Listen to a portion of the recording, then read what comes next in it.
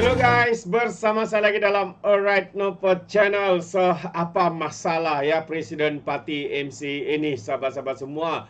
Seolah-olah fikirannya ni masih lagi ketinggalan zaman, begitu kolot dan sebagainya. Jadi, apa yang berlaku sahabat semua? Ini yang menarik untuk saya bawakan bersama dengan anda. Apa yang didedahkan oleh Brother Iswardi. Dan satu lagi, pemimpin PAS yang sombong lagi angku. Pemimpin yang tidak sombong dan angku, salah. Saya betulkan dulu ya. Pemimpin PAS yang sombong dan angku. Itu dia. Maafkan saya sekejap, saya betulkan dulu. Nanti walau-walau anggap saya ini penyokong mereka pula kan. Jadi bagus kita betulkan dulu ayat ini. Alright, pemimpin PAS yang sombong dan angkuh, bermain politik dalam Dewan Rakyat, menyerang Perdana Menteri kita dengan soalan-soalan sehingga menampakkan kedangkalan, kebobrokan, kebodohan mereka sendiri. Jadi apa yang berlaku sahabat semua? Ayo kita tonton bersama video ini. Okay. Sama juga macam Wee Ka Siong ni. Ni saya tegur lagi Wee Ka Siong ni. Wee Ka Siong kata, pengelasan salah. T15 boleh zalimi rakyat biasa seperti guru PTD. Wee Ka Siong menegaskan sekiranya sangat tidak adil sekiranya orang biasa seperti pasangan suami isteri yang bekerja sebagai guru atau pegawai yang kerajaan turut ditakrif sebagai golongan T15 yang sekelompok dengan tokoh korporat atau jutawan. Menurutnya, berdasarkan data pendapatan isi rumah dari kajian selidik pendapatan isi rumah dan perbelanjaan isi rumah oleh Jabatan Perangkaan setakat 2022, sebanyak 15% pendapatan tertinggi Malaysia bermula dengan jumlah 13,292 dan ke atas. Tarifan T15 sebagai golongan maha kaya sangat tidak adil katanya. Okey. Ini untuk Wee Ka Siong.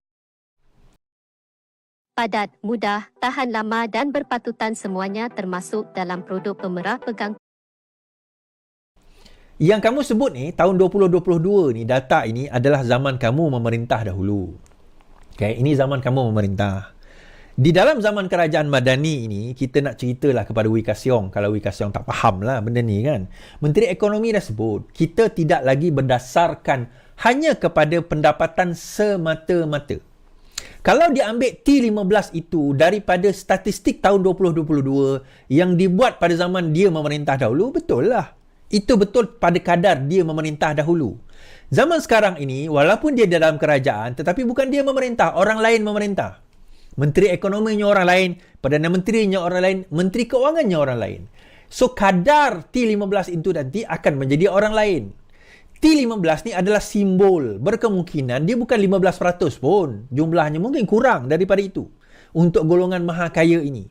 Dan T15 ini bukan sekadar melihat pendapatan semata-mata. Dia melihat multifaktorial.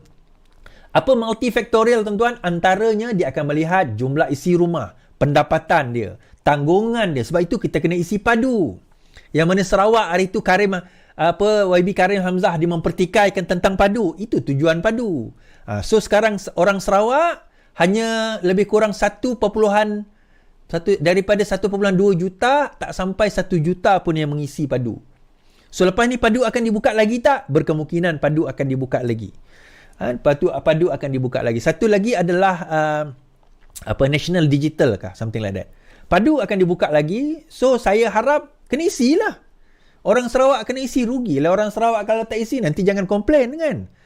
Selepas ini berkemungkinan besar Sabah dan Sarawak pun akan kena penyelarasan subsidi diesel, penyelarasan RON 95. RON 95 penyelarasan pun akan berlaku di Sabah dan Sarawak. So benda tu akan berlaku. So pada Wee Ka Siong kita kata, jangan terperangkap dengan minda kolot dan jumut kamu pada zaman kamu memerintah dahulu. Kan? Zaman sekarang ini pengkelasan tersebut kita melihat kepada perkara yang lebih lain. Kita gunakan kaedah lain. Pendapatan ekonomi kita pun lain. Kita sudah menuju ke arah yang lain. Kemudian dalam masa yang sama, pendapatan kita lain. Kita cuba keluarkan rakyat daripada middle income trap. Selama puluhan tahun, pendapatan rakyat tidak berkembang kerana industri kita tidak berkembang. Sekarang ini kita dengar industri AI. kecerdasan buatan, apalah dia punya translation bahasa Melayu dia kan. Kita tengok renewable energy, energy transition, kita dah melihat hydrogen, kita dah melihat solar, kita dah melihat perkara lain dah di dalam engineering, di dalam medical, di dalam IT dan sebagainya. So kita dah move away. Dulu kita pengeluar setakat chip, sekarang ini kita, Rafizi kata itu, kita kena move kepada orang yang bukan setakat keluarkan chip, tetapi kita keluarkan architecture, kita jadi the brain, instead of sekadar kita menjadi orang yang mengeluarkan produk semata-mata. Kan? So, benda ini yang kita kena faham, tuan-tuan. The government, kita kena fikir, macam dulu saya kata kan, dalam masa kita jadi pembangkang dulu saya kata, macam mana cara kita nak keluarkan rakyat daripada kemiskinan? Saya kata, macam mana, bukanlah kemiskinan semata-mata, tapi macam mana kita nak keluarkan rakyat daripada maksudnya nak tingkatkan pendapatan rakyat. Pertama, kita kena kurangkan kos. Kedua, kita kena tingkatkan pendapatan. Nak kurangkan kos ni agak payah. Sebab apa? Barang memang akan naik. Wherever you go in the world, susah kita nak jumpa barang turun. Barang turun menandakan kemelesetan ekonomi pada negara itu, normally. Barang naik menunjukkan ekonomi berkembang. Bila ekonomi berkembang, gaji berkembang. Tetapi gaji berkembang sekalipun, itu tidak akan menjamin bahawa kenaikan gaji itu tinggi. Mungkin dia berkembang tapi tak tinggi. Kenapa? Sebab industri tak berkembang. Balik-balik kita ladang, pembuatan, kilang dan sebagainya, kemudian construction. So kita tak ada explore benda lain. Sedangkan dunia dah pergi kepada benda lain. Orang dah pergi kaji tentang EV, orang dah pergi kaji tentang tenaga-tenaga baru, AI dan sebagainya. But now, insyaAllah, baru-baru ini beberapa data center sudah menyatakan komitmen untuk membuka dia punya data center di Malaysia. So setelah data center dibuka di Malaysia, kita kena train pula orang-orang kita untuk pergi ke arah belajar tentang AI, tentang IT. So anak-anak tuan-tuan, kalau boleh lepas ni pergi kepada software engineering. Pergi kepada software engineering, bukan IT semata-mata, software engineering. Pergi kepada cyber security. Tak ramai orang kita buat cyber security, tuan-tuan. Buat cyber security, buat software engineering, buat data analytic. Yang tu antara subjek-subjek yang kita boleh galakkan anak-anak kita masuk dan belajar. Okay? Alright. Okay, seterusnya. Hari itu kan Tuan Ibrahim Tuan Man mempersoalkan tentang PMX tak terima gaji. PMX tak terima gaji. So hari ini Takiyuddin, bekas ulama PAS, doktor, mempersoalkan, menyindir Tuan Ibrahim Tuan Man. Guru pasti tak terasakah sindiran Tuan Ibrahim? Tanya Khairuddin. Khairuddin. Seorang bekas pemimpin kanan PAS secara sinis mempersoalkan tindakan timbalan Presiden Parti itu, Tuan Ibrahim Tuan Man, yang mempertikaikan keputusan Perdana Menteri tidak mengambil gaji bagi jawatan yang disandangnya. Bekas Setiausaha Majlis Syura Ulama PAS Pusat, Khairuddin Aman Razali berkata, berdasarkan kenyataan dan perbandingan dibuat Tuan Ibrahim, ada pihak lain yang sepatutnya terasa. Malah katanya pihak yang terlibat itu berada dalam PAS sendiri.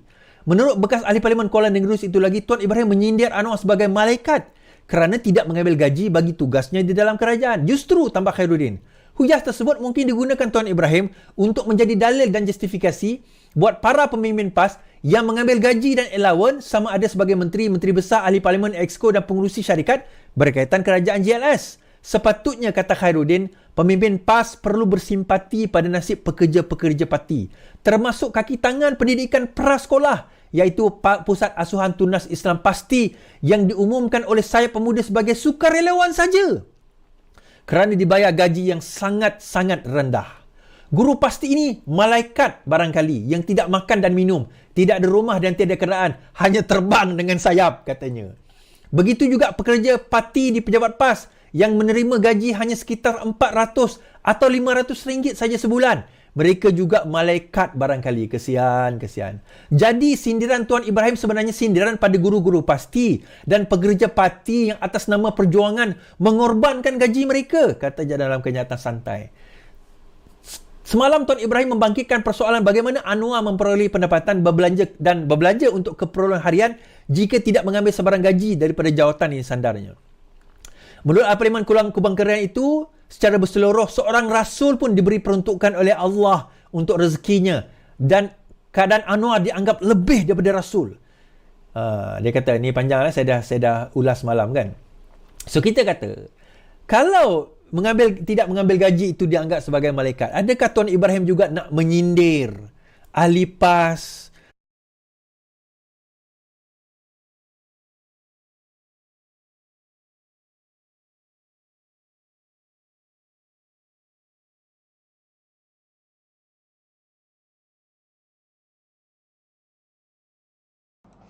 Alright guys, ada gangguan connection di sana, tidak apa. Jadi itu dia antara pencerahan daripada Brother Iswardi ya berkaitan dengan dua isu tadi.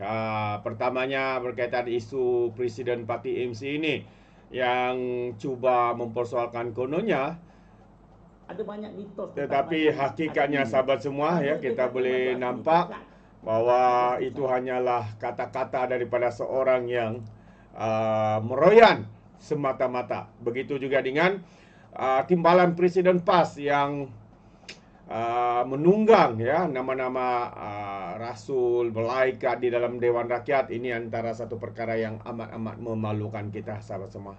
Bagaimana mungkin ya seorang pemimpin yang bergelar pemimpin Islam ini tapi boleh ya menunggang isu seperti itu, amat-amat memalukan. Itu pandangan saya.